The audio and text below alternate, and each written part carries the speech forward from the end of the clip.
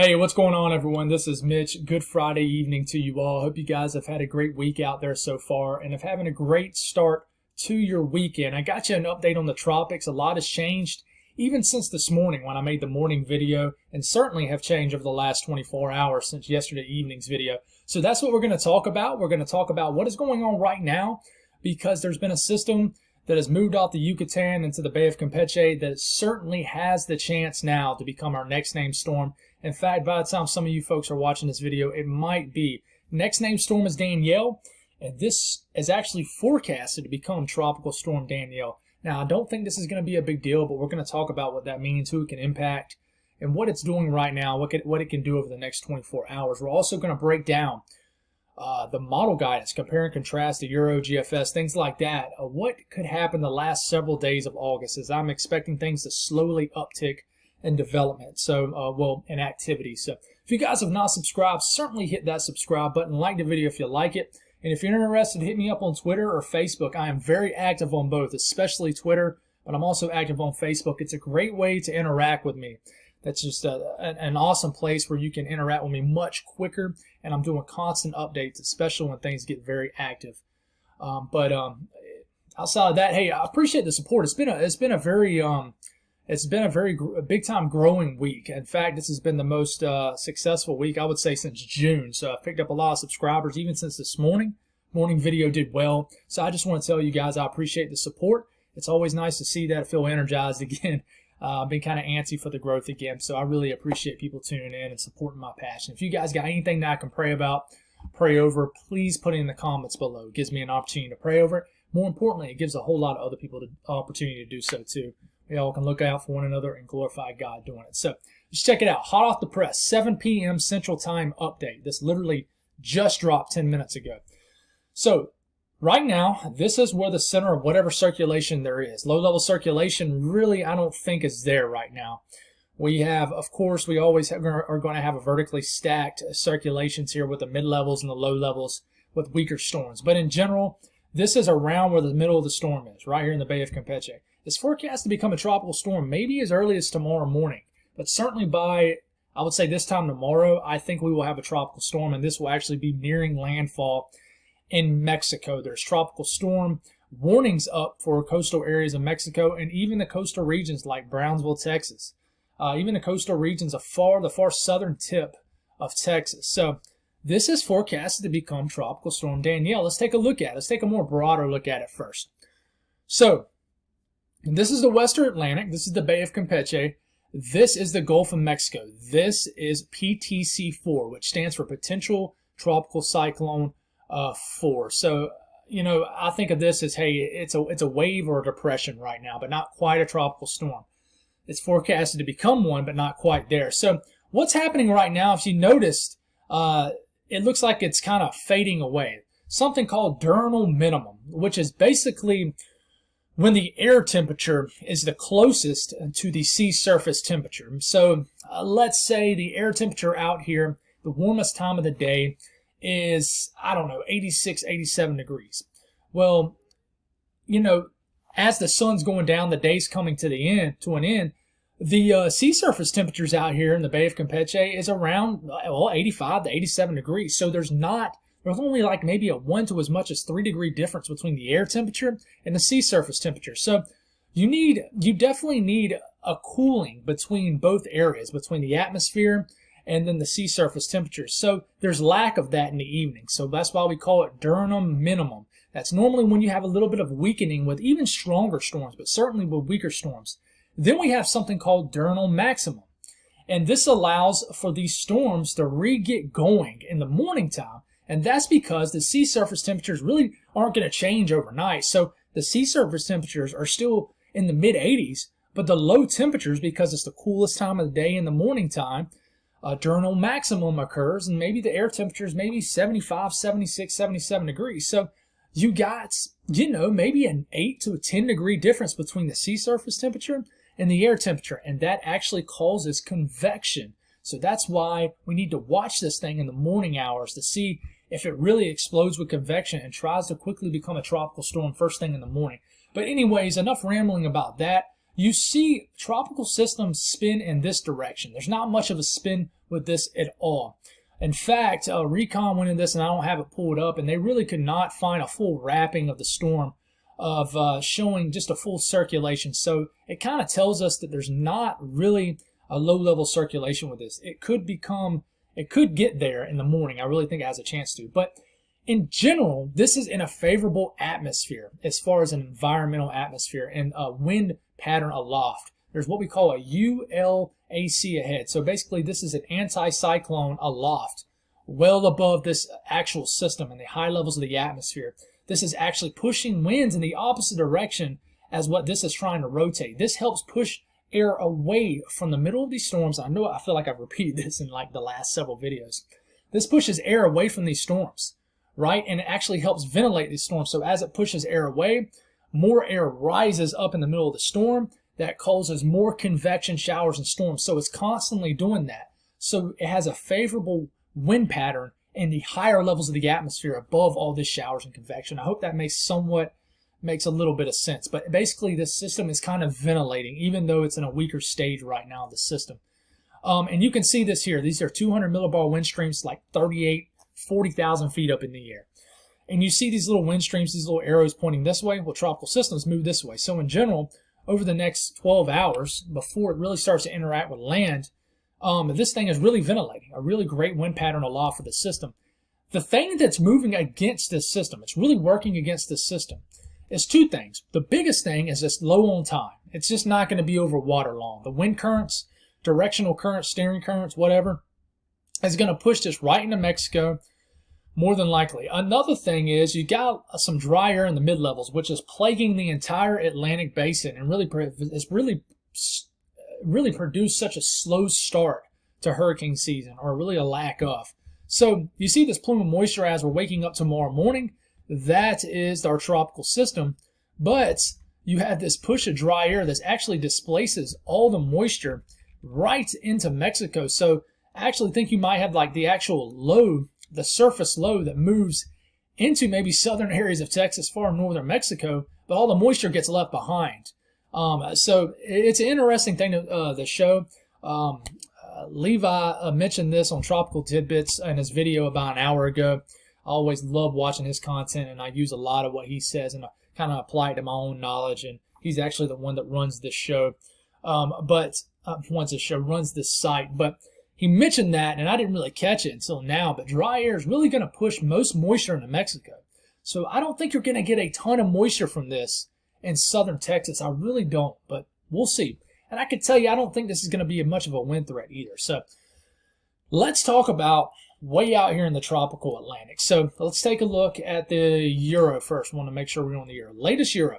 Okay, so we'll start this off by overnight tonight. Takes this first wave right here.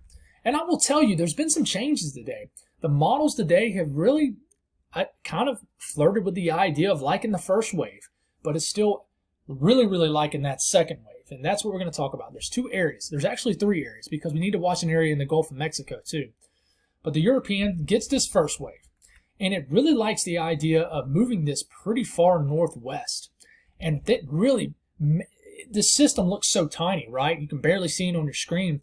And that is because dry air eats this thing alive, but somehow it's able to, on this model run, for example, as we get into early to middle part next week, which is when this is right here, still somehow maintains a wave, an open wave. I don't know how, because it gets eaten alive by dry air. But as this moves through, it might create a preconditioned environment, if you will, or better environment behind it. But I still don't think it's going to be a great environment. But I kind of might suspect that the European might be overdoing the dry air. I might be totally wrong. But in general, it's this second wave behind this that I'm really starting to like for development. And here it comes. We're getting into around 7 days out, exactly right now, but 7 days away. And somehow it's still strengthening this first wave, even though it's wrapped with a ton of dry air. But it looks like a fish storm. It looks like it's out to sea. Lack of ridging over this area right here really makes this thing surge north. But then you watch this system. It's slowly strengthening. It's not rapidly intensifying because it's dealing with dry air also. But we get into about 8 or 9 days out from right now, basically the last 3 or 4 days of August. you got probably a tropical storm right here in the middle of the tropical Atlantic that's inching its way across the tropical Atlantic. Still a lot of mid-level dry air, but the European has really liked the idea of this over the last several days, and the ensembles have really showed it.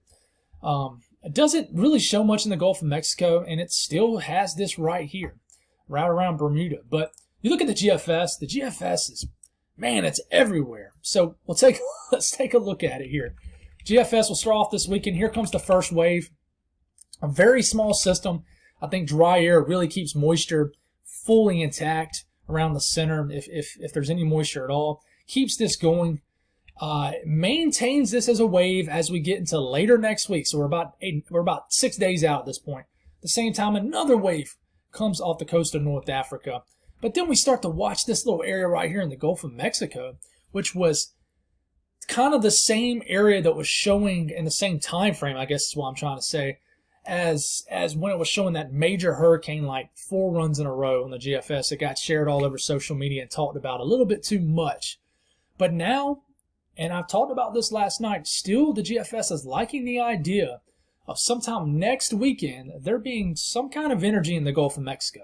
So don't hold me to it, but watch out for that. I really think we need to watch out for some kind of brief development in the Gulf of Mexico. That's not being talked about as much, a little bit, but not as much. At the same time, we still have this first wave and this second wave. Let's keep it going. Look what it does with this first wave. All right, it starts to move north of the Greater Antilles, Dominican Republic, Puerto Rico, and then suddenly it's like this system gets in like a really great environment. Granted, we're about 12, 13 days out. Suddenly, it turns this thing into an all-out hurricane right off the coast of the Carolinas 2 weekends from now. So this is like into September, super far out.